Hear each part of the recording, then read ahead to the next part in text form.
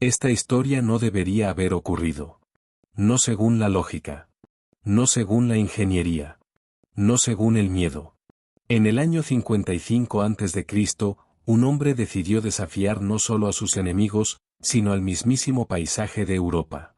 El Rin no era solo un río. Era un abismo cultural, una frontera natural. El límite entre lo conocido y lo salvaje. Entre el orden de Roma y el caos de las tribus germánicas. Ningún romano en su sano juicio habría intentado cruzarlo con un ejército. Y, desde luego, ninguno pensó jamás en construir un puente sobre él. Pero Julio César no era como los demás. En solo 10 días, levantó un puente imposible. Y lo hizo no porque lo necesitara, sino porque quería que el mundo lo supiera. Esta es la historia del mayor acto de propaganda de la historia antigua. Una hazaña de arrogancia, genio militar, y una advertencia silenciosa tallada en madera y miedo. Capítulo 1. El río del miedo. Durante siglos, el Rin fue mucho más que un accidente geográfico. Para los galos, era un límite sagrado. Para los romanos, una frontera tenebrosa. Más allá del río vivían los germanos, tribus desconocidas, salvajes, imposibles de conquistar.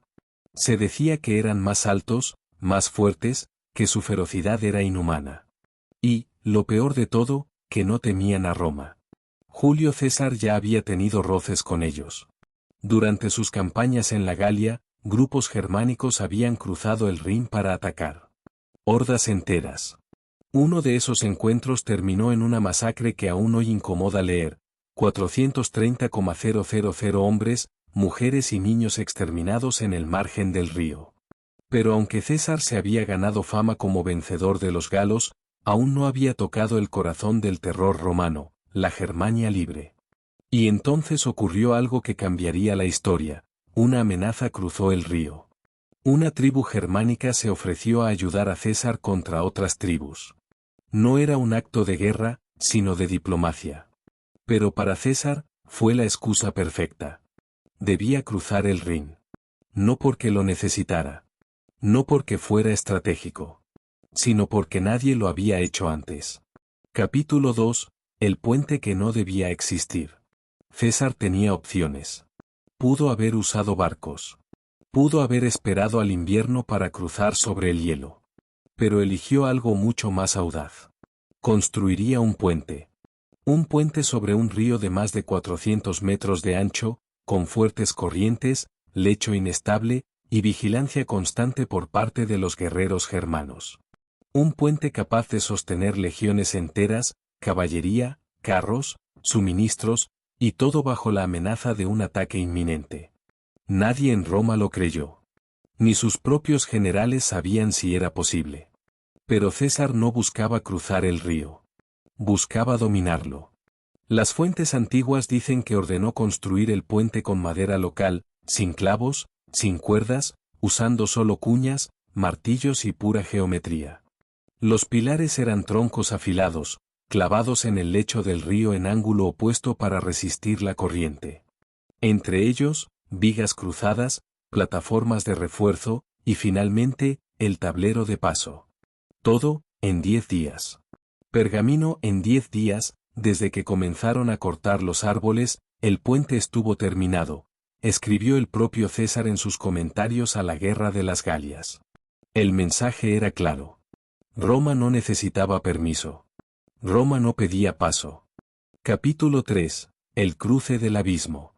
Una mañana brumosa, el ejército romano comenzó a cruzar. No había discursos. No había música. Solo el sonido de las botas golpeando la madera. Hombres de hierro, en formación cerrada, avanzando hacia la boca del lobo. Los germanos los observaban desde la distancia. Nadie intentó atacar. Nadie se atrevió. Y es que, para los pueblos germánicos, lo que estaban viendo no tenía sentido. ¿Un puente? ¿Sobre el Rin? ¿En solo 10 días? Era como si Roma hubiera desafiado a los dioses del bosque y del agua, y los dioses no hubieran respondido. César cruzó con varias legiones y caballería auxiliar. No encontró resistencia. La sola existencia del puente fue suficiente para que muchas tribus germánicas abandonaran sus aldeas y huyeran más al este, aterrorizadas. Pero aquí viene lo más extraño, César no conquistó nada. Avanzó durante unos días, quemó algunos pueblos abandonados, habló con unos cuantos jefes tribales, y luego dio la orden de regresar. ¿Por qué? Porque César no buscaba conquista. Buscaba demostrar poder. Quería dejar claro que no había lugar en Europa que Roma no pudiera pisar. El puente era un mensaje, no una ruta. Capítulo 4. La retirada que fue un golpe de estado. Cuando el ejército romano regresó al otro lado, César ordenó algo igual de simbólico. Destruir el puente. Tronco a tronco, viga a viga, el coloso de madera fue desmontado ante la mirada de los legionarios. No porque lo necesitaran, sino porque César quería que ningún otro lo usara. El mensaje era devastador. Roma puede venir cuando quiera. Y puede irse cuando quiera. El impacto psicológico en las tribus germánicas fue brutal. Y en Roma, fue incluso mayor. El Senado comprendió lo que esto significaba. César no solo era un general exitoso, era un maestro de la propaganda. La hazaña del puente se difundió por todo el imperio como un acto de genio y locura. El Rin ya no era una frontera. Era una línea pisoteada. Y por si fuera poco, esto no acabó ahí. 2 años después, en el 53 a.C., César lo volvió a hacer. Capítulo 5. El segundo puente, y la leyenda. La segunda vez fue aún más rápida. César volvió a construir otro puente sobre el Rin. En otro lugar. En solo unos días. Esta vez, el acto ya no era sorpresa. Los germanos sabían que César podía cruzar el río cuando quisiera. Y eso cambió por completo el equilibrio de poder. Lo más interesante es que César tampoco invadió esta vez. Cruzó, inspeccionó la zona, reforzó alianzas, y volvió a retirarse. ¿Por qué repetir la hazaña? ¿Por qué arriesgar vidas y recursos en algo que no tenía valor militar? La respuesta solo puede ser una, el mito. Julio César estaba construyendo su leyenda. Con cada paso sobre ese puente, no solo se adentraba en Germania. Se adentraba en la historia. Capítulo 6. ¿Qué fue de los puentes? Después del segundo cruce, los puentes desaparecieron. Literalmente. No se conserva ni una piedra. Ni una tabla. Ni una coordenada exacta. Nada. Los restos fueron arrasados por el tiempo, por el agua o quizás, por la voluntad de los hombres. Porque nadie, ni siquiera los emperadores posteriores, se atrevió a repetir exactamente la hazaña. Tácito, el historiador romano, nos cuenta que los germanos nunca olvidaron esos puentes. Los recordaban como si fueran magia negra romana. Y los romanos los citaron durante siglos como una de las obras más audaces de la ingeniería militar jamás realizadas. No eran solo estructuras de madera. Eran monumentos al dominio. Capítulo 7. Lo que dicen los ingenieros hoy. Durante siglos, la historia fue vista como una exageración propagandística. Pero en el siglo XX, ingenieros modernos hicieron la prueba. Utilizando las descripciones de César en sus comentarios a la Guerra de las Galias, varios equipos de construcción intentaron recrear el puente sobre el Rin con métodos similares. El resultado. Sí, era posible. Difícil, sí. Pero plausible. Con legiones bien entrenadas, materiales adecuados y una logística impecable, podía construirse en 10 días. De hecho, algunos cálculos sugieren que un equipo romano habría hundido más de 400 pilotes de madera en el lecho del río, guiados por buzos esclavos y martinetes improvisados. Todo esto mientras el agua helada del Rin corría con violencia. Fue una obra de riesgo extremo.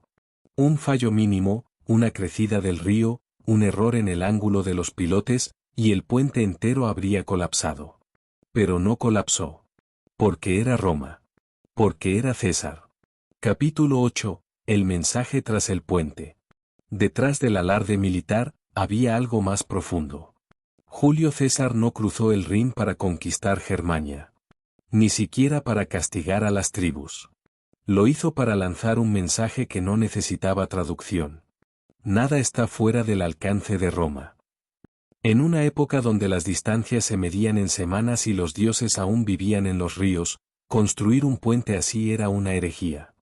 Un desafío a la naturaleza, a la tradición y al miedo. Y funcionó. Durante casi 5 siglos, el Rin permaneció como una frontera más o menos estable del imperio. No por imposición, sino por respeto.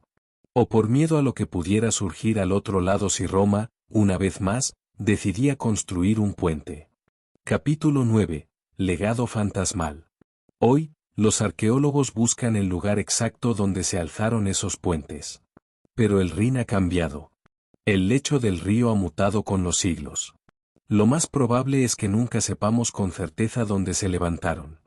Y eso, de algún modo, lo hace aún más poderoso. Un puente que existió, y luego desapareció sin dejar rastro. Una demostración de poder tan pura que ni siquiera necesita sobrevivir físicamente para seguir haciendo historia. Julio César escribió su propia versión en sus comentarios. Lo hizo en tercera persona, como si describiera a un personaje mítico. Pero en el fondo, sabía lo que estaba haciendo, construía Roma, sí, pero también se construía a sí mismo. Y si hoy seguimos hablando de él, es porque el puente sigue en pie. No sobre el Rin, sino en nuestra memoria. Esto fue el último Senado, donde la historia no se cuenta, se desentierra. Si te ha intrigado este episodio, suscríbete para no perderte los secretos que Roma, y sus enemigos, quisieron enterrar para siempre. Comparte, comenta y únete a esta legión de curiosos que no aceptan la versión oficial. Porque en este canal, el pasado aún respira. Y tú eres parte de él. Hasta la próxima sesión, del último Senado.